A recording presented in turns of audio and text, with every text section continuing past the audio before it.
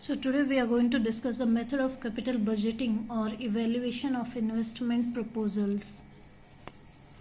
So as we know that at each point of time the business firm is having a number of proposals regarding the various projects in which they can invest, but the company or the business won't have that much of fund that they can invest in each and every proposal. So they are going to verify which is very much essential and from which they can earn much profit. By some of the various methods they are going to calculate the profitability. After that, in which they are getting more profit, they are going to invest the money in that. There are some of the methods over here. That is, under traditional method there are three: payback period method or payout or payoff method. There are two other names of payback period method. Then improvement of traditional approach to payback period method and rate of return method of accounting methods. And the second one is time adjusted method of discounted methods, that is net present value method, internal rate of return, profitability index method. So we are going to discuss it one by one. The first one is traditional method. Under this we are going to discuss payback period method or payout of or payoff method. So the payback, sometimes called as payout or payoff period methods, represent the period in which the total investment in the permanent assets pay back itself. This method is used on the principle that every capital expenditure pays itself back within a certain period out of the additional earning generated from capital asset. Thus, it measures the period of time for the original cost of a project to be recovered from the additional earning of the project itself. Under this method, various investments are ranked according to the length of their payback period method in such manner that the investment with a short payback period is preferred to be one which has longer payback period. In case of evaluation of single project, it is adopted if it pays back for itself within a period specified by the management, and if the project does not pay back itself within the period specified by the management, then it is rejected. The payback period can be ascertained in the following manner. First, calculate the annual net earning profits before depreciation and after taxes. These are called annual cash inflows. And the second one, divide the initial outlay, that is cost of the project, by the annual cash inflow, whereas the project generates constant annual cash inflows. Thus, where the project generates constant cash inflows, the formula will be cash outlay of the project or original cost of the asset divided by annual cash inflows. And the third one, where the annual cash inflows, profit before depreciation and after taxes, are unequal, the payback period can be found by adding the cash inflow until the total is equal to the initial cash outlay of the project or original cost of the asset. So here they have given you the one example. The project cost 1 lakh and yield an annual cash inflow of 20,000 for 8 years. Calculate its payback period. So you are going to calculate it like this. The payback period of the project is as follows. That is formula: initial layout of the project by annual cash inflow. So initial layout is 1 lakh which they have given you. That is the initial. And the second thing, annual cash inflow, they have given you that annual cash inflow is 20,000 for 8 years. So divided by 20, that is 5 years. So payback period will be after 5 years you will get the amount. Then another method they have given you: determine the payback period of a project which require a cash outflow of 10 and generate inflows of 2, 4, 3, 2 in the first, second, third and fourth year respectively. So you are going to calculate it like this. Total cash outlay equal to 10. Total cash inflow for the first 3 years, that is 2, 4, 3 and 9.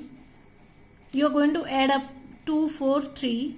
We will get 2,000, 4,000 plus 3,000. We will get 9,000.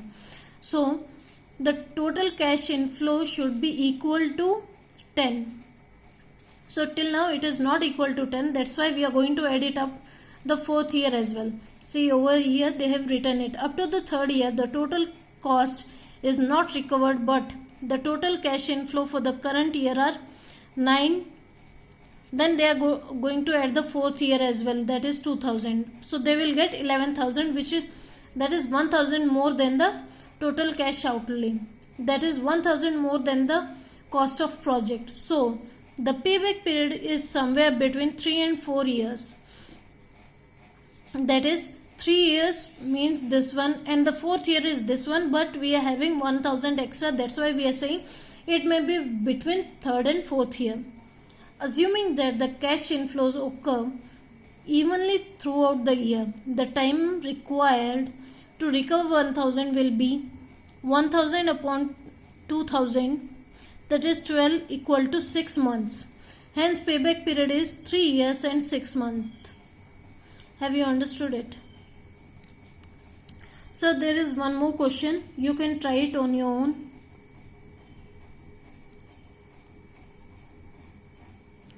So there are some of the advantages and disadvantages of payback period.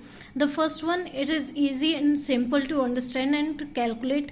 Second, it requires lesser time and labor as compared to other methods of capital budgeting. Then it will take shorter payback period instead of taking a longer payback period. It reduces the loss through obsolescence, and it is more suitable to developing countries like India, which are in the process of developing and quick obsolescence. Due to the short approach, the method which are having less fund, they will get the cash easily and before time. So there are some of the disadvantages as well. The first disadvantage is it does not take into the account of cash inflow earned after a payback period, and hence the true profitability of the project cannot be correctly assessed. For example, there are two projects X and Y. Each project requires an investment of 25,000.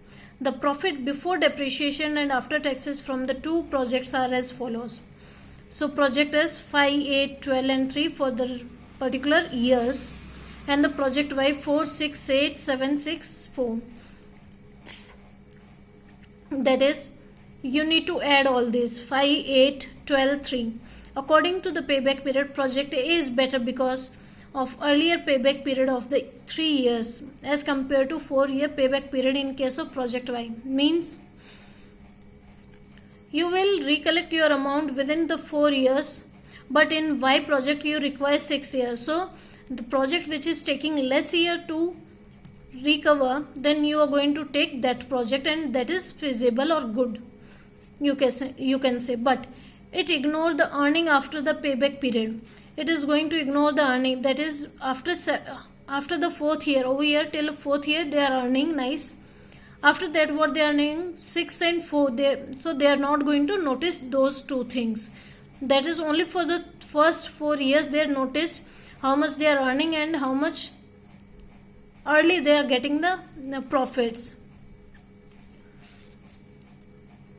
Project X gives only 3,000 of earning after payback period, while Project Y gives more earning, that is 10,000. So that they are taking for 3 years, so till 12,000. So for till 12,000, that is a payback period time they were having. So till over here till 8,000 they were having payback period time. So after this the project X is earning 3,000 only, and over here it is earning after payback period it is earning 7, 6 and 4, that is more than the project X. But over here in payback period you won't refer the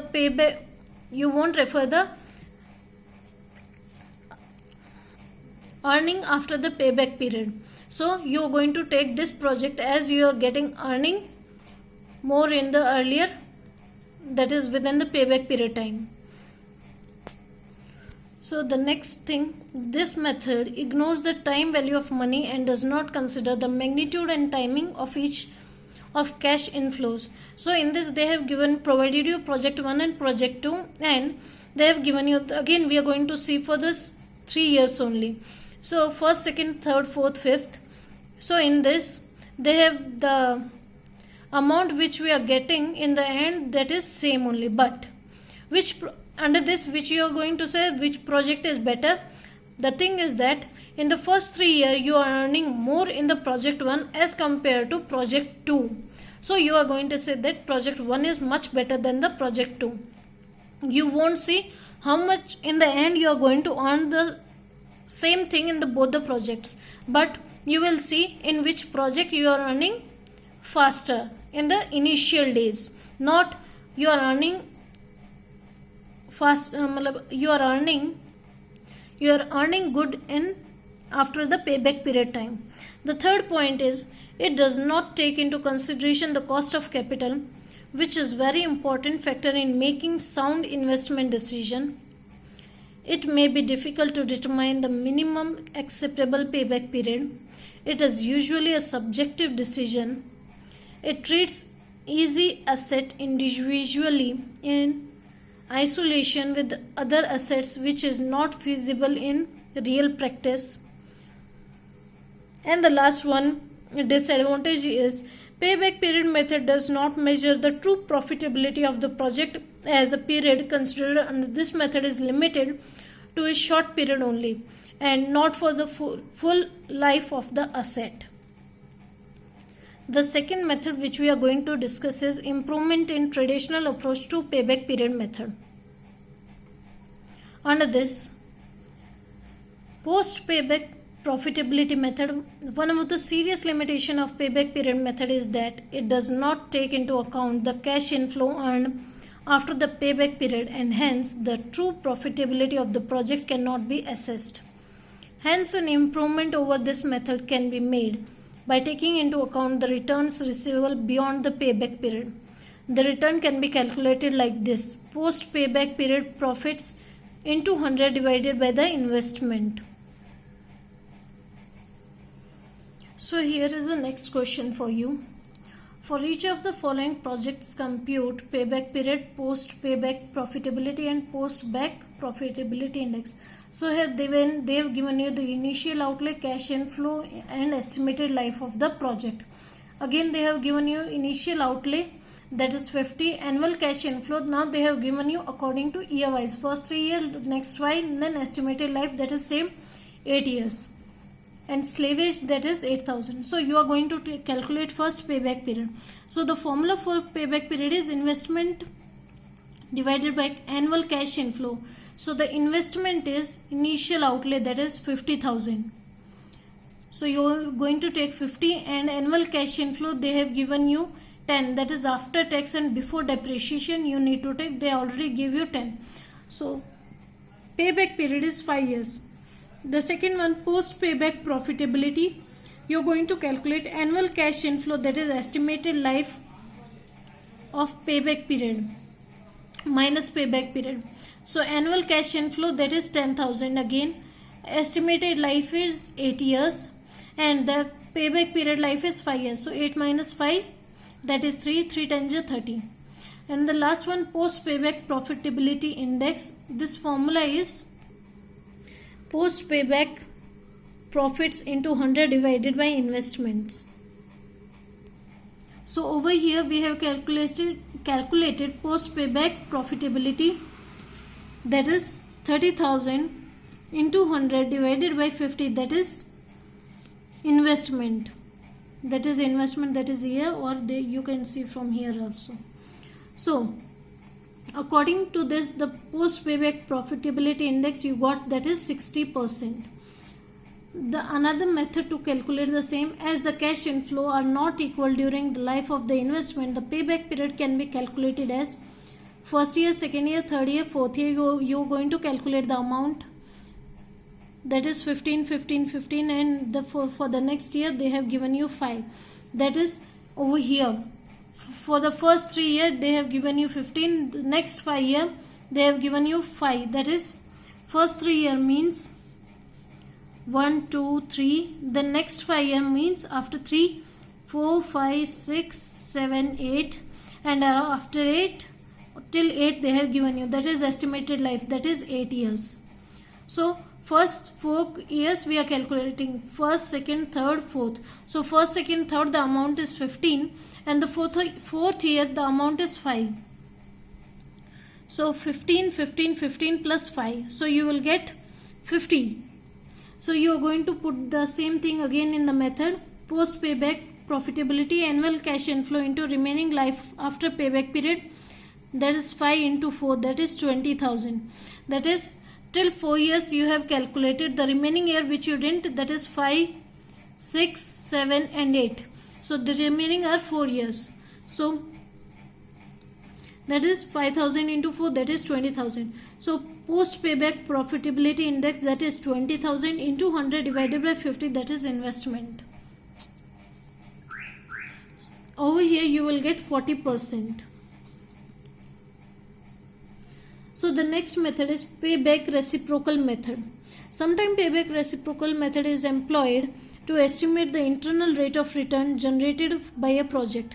Payback reciprocal can be calculated as under, that is payback reciprocal equal to annual cash inflow divided by total investment. And the next one, that is third, post payback period method. It is one of the limitation of payback period method is that it ignores the life of the project beyond the payback period, as you are aware of that. Post payback period method takes into account the period beyond the payback period method. Post payback period method means only for a particular limiter of years you are going to say the profits, but after that the post will see after the payback period is over, after that how much you are earning. Method to take into account the period beyond the payback. This method is also known as surplus life over the payback period method. According to this method, the project which gives the greatest post payback period may be accepted. The method can be employed successfully where the various projects under consideration do not differ significantly as to their size and the expected cash inflow are even throughout the life of the project. And the last one, that is discounted payback period method.